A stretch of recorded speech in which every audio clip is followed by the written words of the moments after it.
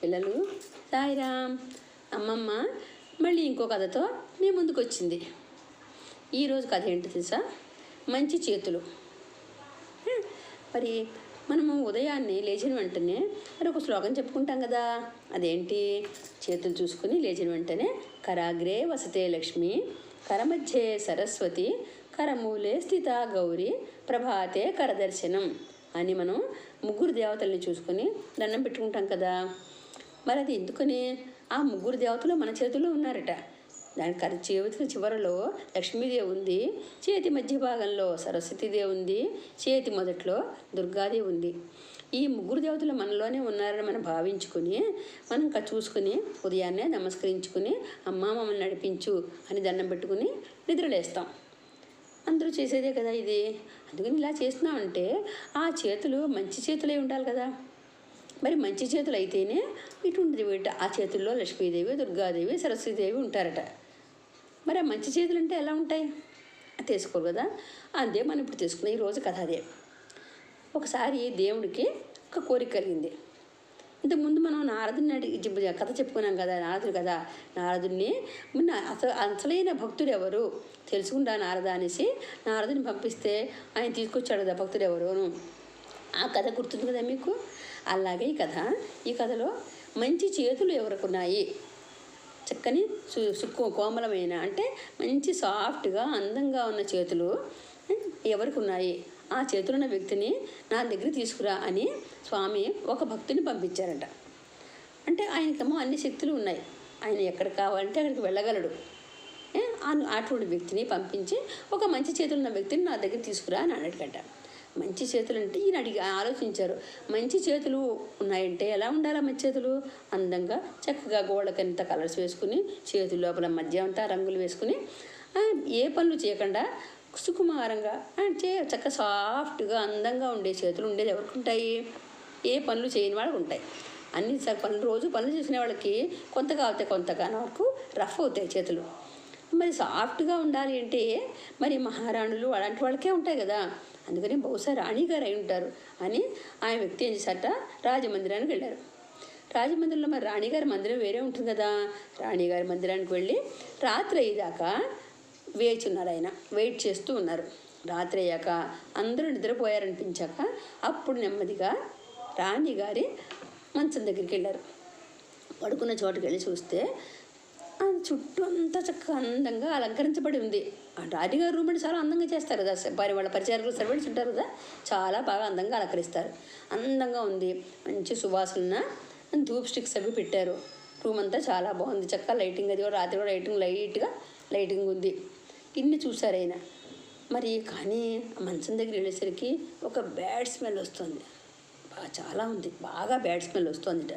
ఇదేంటి ఇంత మందిరం ఇంత అందంగా ఉంది, ఇంత అలంకరించబడింది, ఇన్ని రకాల సుగంధాలు అన్నీ పెట్టారు, చాలా ఇవి పెట్టినా కానీ మరి ఎందుకు ఇంత బ్యాడ్ స్మెల్ వస్తుంది, ఎక్కడి నుంచి వస్తుందబ్బా అని అంతా ఆలోచించారు. ఎక్కడ చెత్తది ఏం పడేరు కదా, ఎక్కడి నుంచి వస్తుందో చూస్తే అంతా పరికించి చూసారు ఆయన. అంతా పరిశీలించి చూస్తే ఎక్కడి నుంచి కనపడలేదు. కానీ రాణిగారి మంచం దగ్గరికి వెళ్ళేసరికి ఆవిడ చేతుల నుంచి వస్తోంది.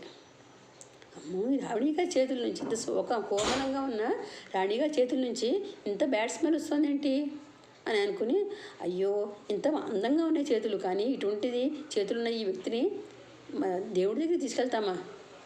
కాదు, ఇది కరెక్ట్ కాదు. అందుకని ఈ రాణిగారు కాదు, మంచి చేతుల వ్యక్తి ఈవిడ కాదు అనుకుని, సరే రాజుగారిని చూద్దాం రాజమందిరానికి వెళ్ళాట. రాజుగారి మందిరానికి వెళ్ళి చూస్తే అక్కడ అంతా పరికించి చూస్తే అంతా బాగుంది, అందంగా అలంకరించబడింది, అంతా బాగుంది. రాజుగారు పడుకున్న మంచం దగ్గరికి వెళ్ళేసరికి అక్కడ మామూలుగా బ్యాడ్ స్మెల్ వస్తుంది. మళ్ళీ ఆయన చేతుల్లోంచే వస్తుంది. అయ్యో, ఇక్కడ రాజుగారి చేతుల్లోంచి కూడా బ్యాడ్ స్మెల్ వస్తుంది ఏంటి అనుకున్నాడు ఈయన. ఈయనకు రాజుగారు కూడా కాదు, దేవుడు కావాలనుకున్న వ్యక్తి ఈ రాజుగారు కాదు అనుకున్నాడు. ఎలాగా అని ఆలోచించి మరి మంత్రులందరూ ఉంటారు కదా, ఇంకా రాజుగారి దగ్గర ఇంకా మినిస్టర్స్ ఉంటారు కదా కొంతమంది, వాళ్ళందరి దగ్గరికి అందరి మందిరాలకి వెళ్ళి అందరికి వెళ్ళి అందరినీ పరికిస్తున్నట్టు ఆయన. పెద్ద పెద్ద వాళ్ళందరినీ చూశాడు. కానీ అందరి చేతులు అలాగే బ్యాడ్ స్మెల్ వస్తున్నాయి, కానీ మంచి సువాసన, మంచి గుడ్ స్మెల్ ఎక్కడా రావట్లేదు. ఏం చేయాలో అర్థం కాక ఇంకా ఊర్లో పెద్ద పెద్ద వాళ్ళు ఉంటారు కదా, బాగా డబ్బు ఉన్నవాళ్ళు, కుమారంగా చేతులు ఉన్నవాళ్ళు, అలా అందరు ఆడవాళ్ళవి మగవాళ్ళవి అందరూ కూడా చూశాడు.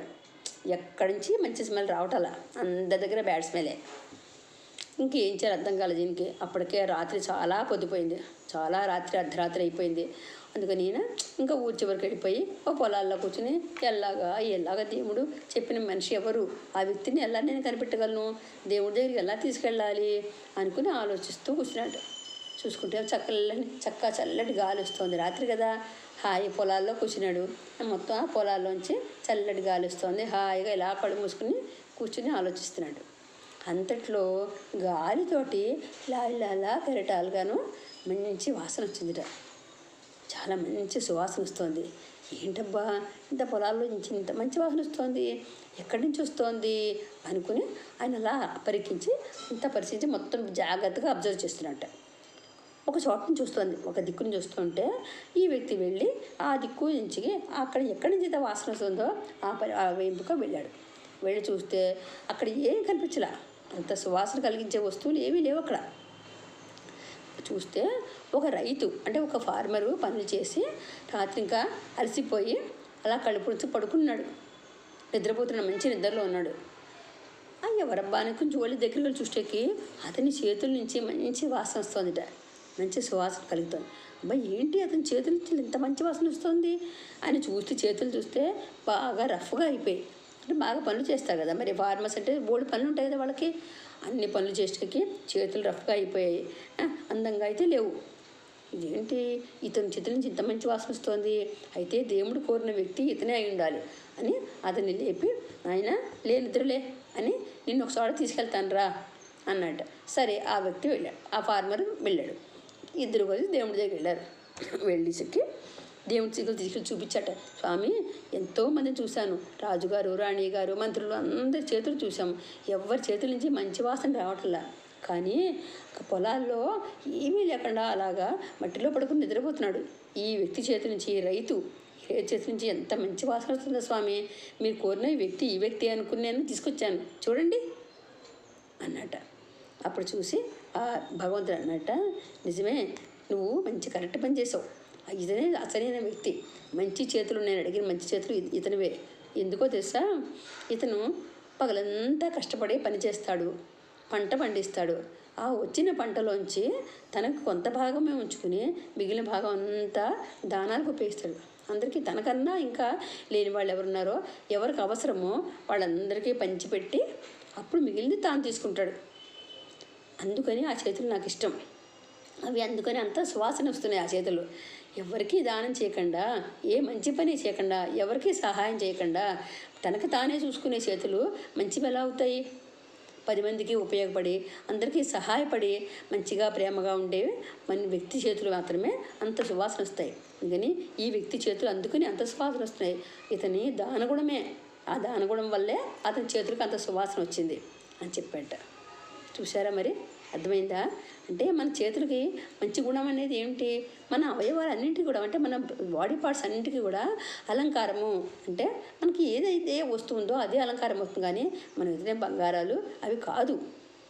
కళ్ళకి ఆహారం అంటే మంచి వస్తువులు చూడడము, మంచి వ్యక్తులని గమనించడము, మంచి మంచి ప్రదేశాలు చూడడము, అది కంటికి ఆహారం. మంచి సంగీతాన్ని వినడము, మంచి మాటలు అవి వినడము చెవులకి ఆహారం, అలంకారం.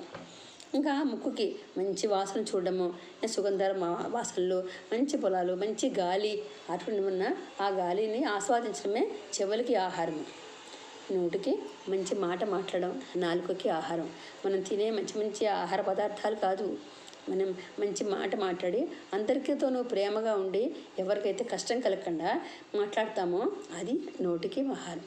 అదే కంఠంలోంచే మాట వస్తుంది కనుక మనకి ప్రేమతో కూడిన మాట కంఠం నుంచే వస్తుంది. అందుకని ఎవరితో అయితే ప్రేమగా మాట్లాడతావో అది ఆ నాలుకకి, నోటికి, కంఠానికి అది ఆహారము. మన చేతులకి 10 మందికి సహాయం చేసి మనకున్న దాంట్లో 10 మందికి సహాయం చేసినవే అటువంటి చేతులకి ఆభరణం. అంటే మన బంగారం గాజులు ఇవి కాదు ఆభరణాలు, అది చేతులకి ఆభరణం. ఇలాగా మన శరీరాలన్నింటికీ కూడా భగవంతుడు కొన్ని ఆభరణాలు ఇచ్చాడు. ఈ ఆభరణాలనే మనం కాపాడుకుంటే కనుక మనం దేవుడికి కూడా మనం ఇష్టమైన వాళ్ళం అవుతాం.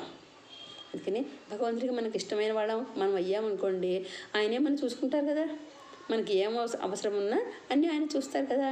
అందుకని ఇక వచ్చి మనందరం కూడా 10 మందికి సహాయపడుతూ అందరితోనూ మంచిగా ప్రేమతో మాట్లాడుతూ అందరితోనూ కలిసిమెలిసి ఉందాం.